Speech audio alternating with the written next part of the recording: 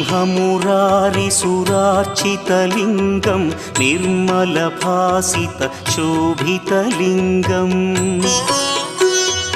जन्मजदुःखविनाशकलिङ्गं तत्प्रणमामि सदा शिवलिङ्गम् देवमुनिप्रवरार्चितलिङ्गं कामदहन करुणाकरलिङ्गम्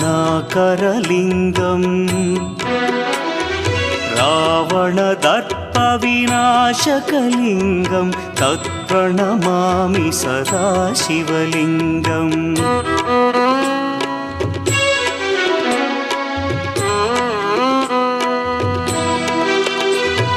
सर्वसुगन्धसुलेपितलिङ्गं बुद्धिविवर्धनकारणलिङ्गं सिद्धसुरा